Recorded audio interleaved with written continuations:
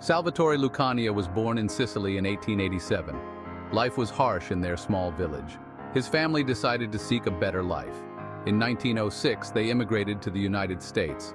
They settled in New York City's Lower East Side. This neighborhood was a melting pot of immigrants. It was also a breeding ground for poverty and crime.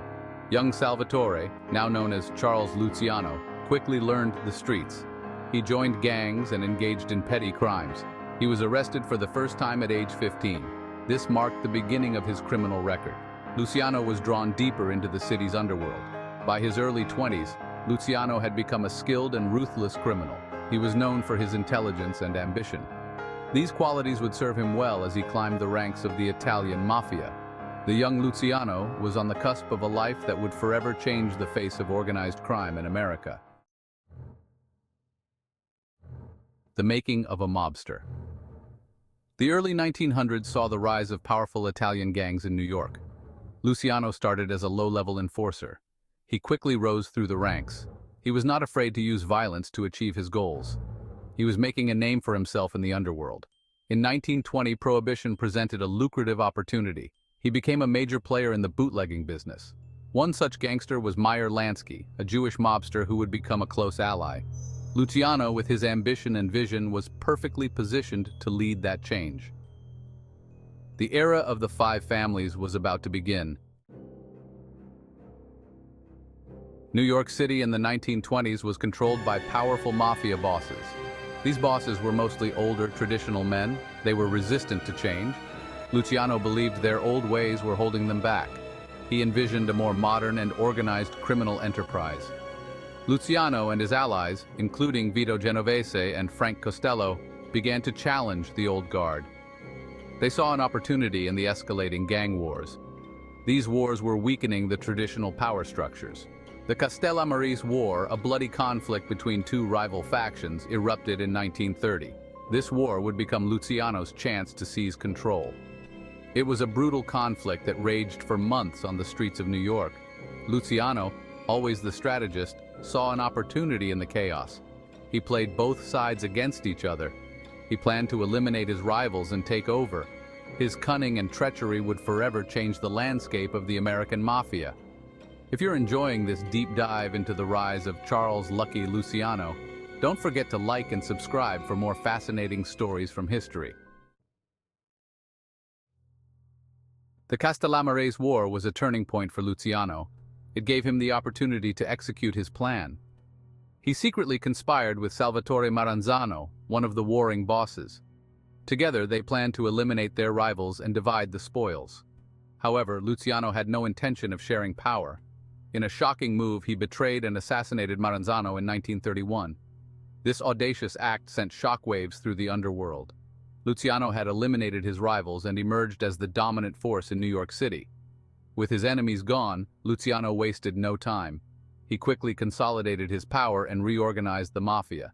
He formed the Five Families, a new power structure that would rule New York City for decades. Luciano's rise was complete. He had become the most powerful mobster in America. He was now known as Lucky Luciano, a nickname he earned for surviving numerous attempts on his life. Luciano was a visionary criminal. He understood the need to modernize the mafia's operations. He wanted to move away from the old ways. He introduced new rackets and expanded into new territories. Luciano saw the potential in labor racketeering. He infiltrated unions and controlled entire industries. He expanded into gambling, prostitution, and drug trafficking. Luciano's criminal empire was vast and profitable. He understood the importance of alliances. Luciano formed partnerships with Jewish and Irish gangsters. This move broke from the traditional Italian dominance of organized crime. He believed in cooperation and profit over ethnic rivalries.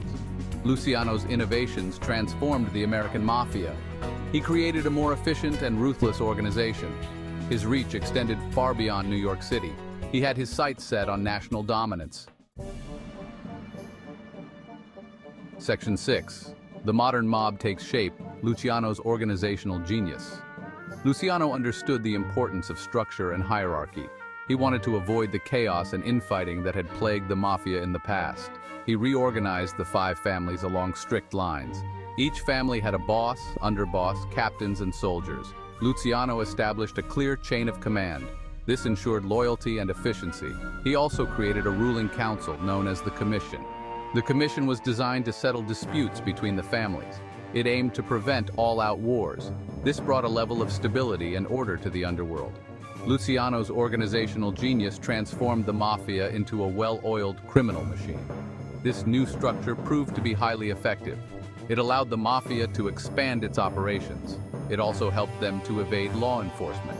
Luciano's legacy as the architect of the modern American Mafia was solidified. Luciano's reach extends beyond New York. Luciano's ambition knew no bounds. He envisioned a national crime syndicate. This syndicate would bring together mafia families from across the country. He organized a meeting of top mob bosses in 1934. The syndicate would coordinate criminal activities across state lines. This would maximize profits and minimize conflicts. The national syndicate was born. The mafia was now a powerful national force. Luciano's influence had reached its peak. Luciano's success attracted unwanted attention. Thomas E. Dewey, a young and ambitious prosecutor, was determined to bring him down. Dewey targeted Luciano's lucrative prostitution racket. In 1936, Dewey launched a series of high-profile raids. He arrested dozens of Luciano's associates. Luciano himself was eventually arrested and charged with running a prostitution ring. The trial was a media sensation. Despite his wealth and influence, Luciano was found guilty in 1936. He was sentenced to 30 to 50 years in prison. This marked a major victory for law enforcement. The seemingly untouchable Luciano was finally behind bars. However, Luciano's story was far from over. World War II would offer him an unexpected opportunity for freedom, but it would come at a price: exile from the country he had helped to corrupt. With the United States at war, Luciano saw a chance to bargain for his freedom. He used his connections to offer his services to the government. He promised to help prevent sabotage on the New York waterfront. In 1946, in a controversial move, Luciano's sentence was commuted. He was deported to Italy. He was forbidden from ever returning to the United States. He lived in luxury in Naples for a time. However, he still craved power. Luciano attempted to rebuild his criminal empire from Italy. He involved himself in the international drug trade. He dreamed of returning to America. However, his efforts to regain his former glory were unsuccessful. Luciano died of a heart attack in Naples in 1962. He was 74 years old. His body was allowed to be returned to the United States for burial. Even in death, Lucky Luciano managed to find his way back to American soil. Charles Lucky Luciano's impact on organized crime is undeniable. He was a ruthless and ambitious gangster who rose to the top of the underworld. He was also a shrewd businessman who revolutionized the mafia. Luciano's organizational genius transformed the mafia into a powerful national syndicate. This syndicate continues to operate to this day. His emphasis on structure, hierarchy, and cooperation laid the foundation for the modern American Mafia. His legacy is a complex one. He was a criminal responsible for countless acts of violence and corruption. He was also a fascinating and enigmatic figure. He embodies the dark allure of the gangster underworld. Luciano's story is a reminder of the seductive power of crime. It also highlights the need for constant vigilance against the corrosive influence of organized crime. Charles Lucky Luciano's life has been the subject of countless books, films, and television shows. He remains a source of fascination for people around the world. Was he a cold-blooded killer or a brilliant strategist? Luciano's story continues to capture the imagination. His rise and fall serve as a cautionary tale. It illustrates the allure and the dangers of power. It also reveals the complex realities of organized crime. Luciano's legacy is a reminder that crime, no matter how organized or sophisticated, ultimately leads to ruin. It reinforces the importance of law enforcement's efforts to combat organized crime in all its forms. The tale of Lucky Luciano is a story that continues to resonate today. It is a stark reminder of the enduring battle between law and lawlessness.